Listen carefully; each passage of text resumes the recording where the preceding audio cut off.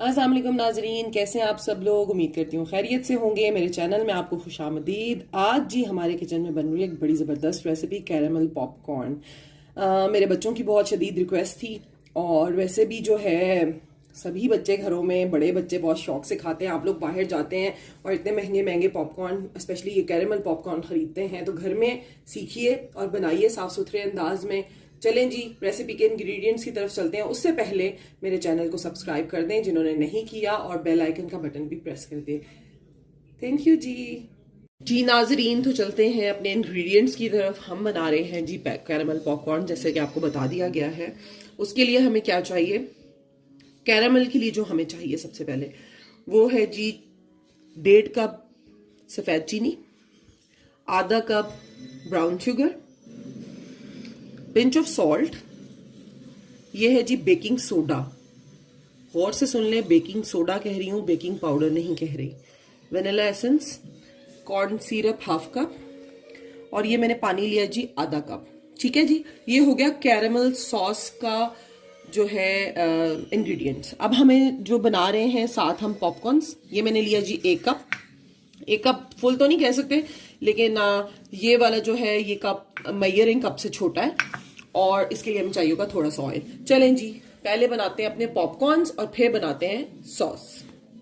जी नाजरीन, तो हमने एक पॉट ले लिया है बड़ा साइज का।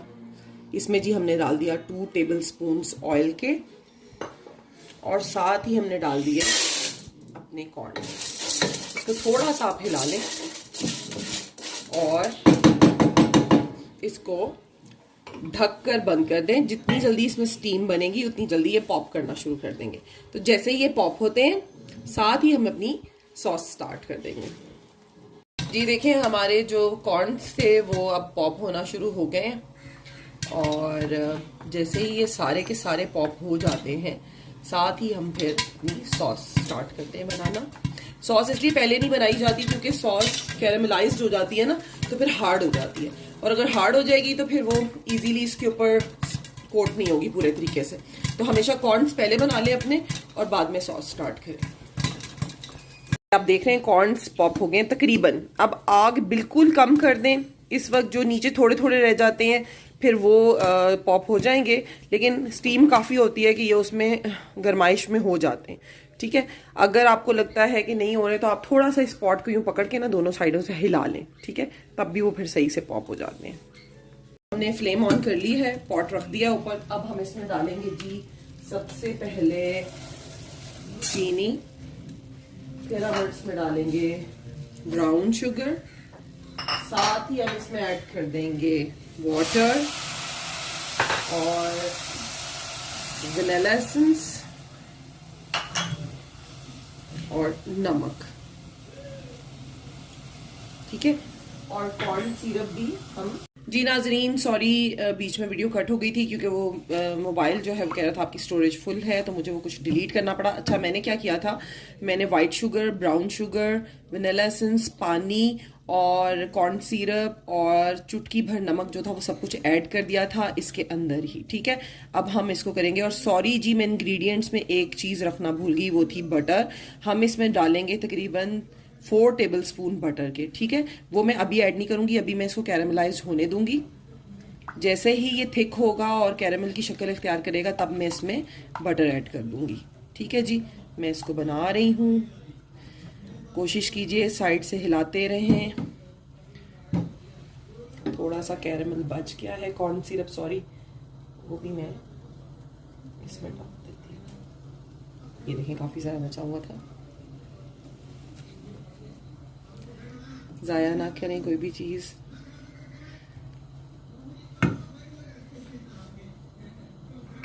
जो सोडा है वो हम बिल्कुल एंड में डालेंगे। ठीक है,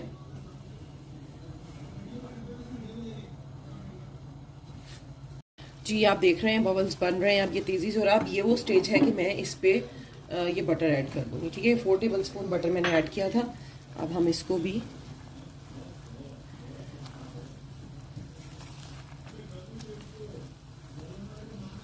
अच्छे से मिक्स करें।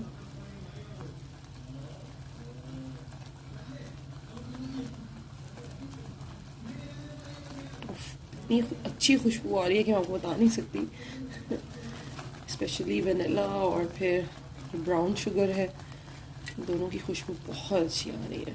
अच्छा जी, अब थोड़ी सी आंच जो है ना कम कीजिएगा ताकि आइडिया हो। बहुत ऊपर आ रहा है ये, बार बार साइड्स क्लियर करते रहें क्योंकि फिर वो बहुत क्रिस्टलाइज्ड हो जाती है, साइड पे जो चीनी जम जाती है लेयर एक।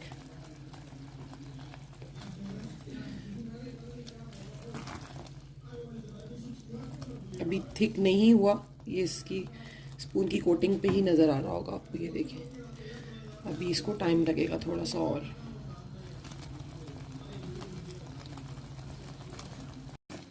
जी नाजरीन, ये देख रहे हैं आप, काफ़ी थिक हो गई है कैरमल। अब ये वो स्टेज है कि मैं इसमें बेकिंग सोडा जो है वो डाल दूँगी। और बेकिंग सोडा डालते ही आपने, ये देखें अब ये आंच मैंने कम की है तो ये आपको क्लियर पिक्चर नज़र आएगी कैरमल सॉस की। ये देखें बीच में से बबल बनना कम हो रहे हैं, ये देखिए काफ़ी थिक हो गई है। अब इसमें हम डालेंगे बेकिंग सोडा, और बेकिंग सोडा जैसे ही हम डालेंगे तो ये फूल कर ऊपर की तरफ आएगी सारी और पतली हो जाएगी। ये देखें झाग बनना शुरू हो गई है, फ्रॉथी सी हो गई है। ये देखिए, बस हम बंद कर देंगे आंच।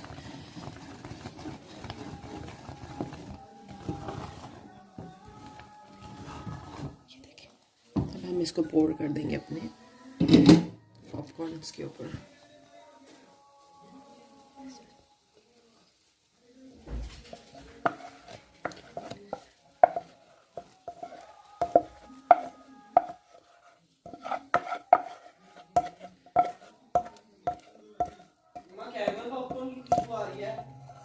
वही बन रहे हैं बेटा जी।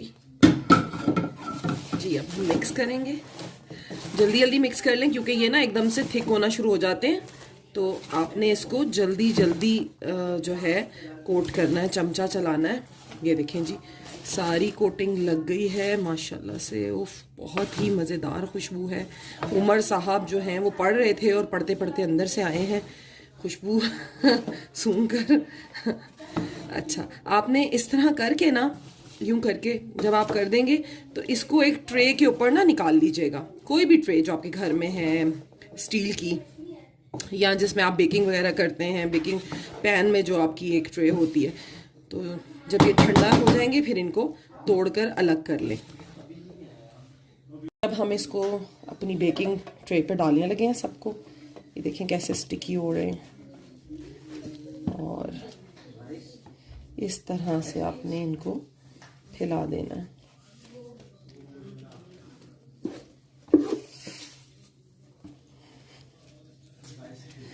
कंट्रोल नहीं हो रहा क्योंकि खुशबू इतनी मज़ेदार है, तो यूँ आपने डाल लेना है सारों को, ठीक है जी।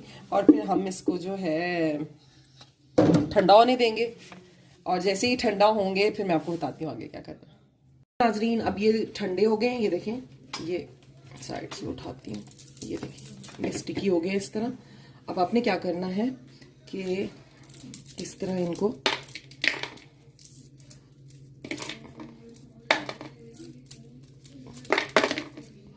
यूँ अलग अलग करके रखते जाएं। घर वाले जो हैं सारे इसी तरह कर लें आप, ठीक है।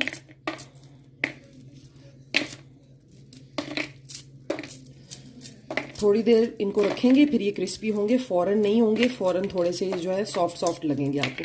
ऊपर से क्रिस्पी और नीचे से अंदर से सॉफ्ट च्यूई, ज़बरदस्त।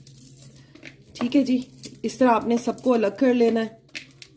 और मज़ेदार हमारे जो हैं पॉपकॉर्न्स तैयार हैं। रेसिपी देखने के लिए शुक्रिया। स्टेप बाय स्टेप पूरी रेसिपी को फॉलो कीजिएगा, बहुत मज़े के बनते हैं। बाज़ार में आप जाते हैं, आप इतने पैसे खर्च करते हैं, बच्चों को लेके देते हैं, और जो रेडीमेड बने बनाए जो डब्बों में मिलते हैं वो पता नहीं उनमें क्या क्या डला होता है, प्रोसेस्ड होते हैं। ये घर में आपके सामने तैयार किए गए हैं, बहुत ही मज़ेदार बनते हैं। और दुआ को मैं ट्राई कराती हूँ एक, फिर बोलेगी नहीं आज तुम्हें बोलना पड़ेगा। कैसे बने बता दो यार। बहुत अच्छे बने हैं, बहुत अच्छे बने हैं, सॉफ्ट और क्रिस्पी, ऊपर से क्रिस्पी और अंदर से सॉफ्ट। हाँ, च्यूई हैं और सॉफ्ट हैं। ग्रेट। चलें जी, रेसिपी देखने के लिए बहुत बहुत शुक्रिया। मेरे चैनल को सब्सक्राइब करें, साथ में जो बेल आइकन का बटन है उसे प्रेस कर दिया करें कि आने वाली न्यू वीडियोस की नोटिफिकेशंस आपको मिलती रहा करें। और जी मुझे अपनी सजेशन से आगाह करें, बताएं कि मैं मज़ीद कैसे बेहतरी लाऊं और कौन सी रेसिपीज़ आपको ज़्यादा पसंद हैं जो मैं मज़ीद बनाऊं। चलें जी, मुझे इजाज़त दीजिए आयशा को, और अगली रेसिपी के लिए रेडी रहें। जल्द ही मैं एक बड़ी ज़बरदस्त रेसिपी के साथ आ रही हूँ जो कि सर्दियों की सौगात है और लोग बहुत पसंद करते हैं। ओके जी, अल्लाह हाफिज़।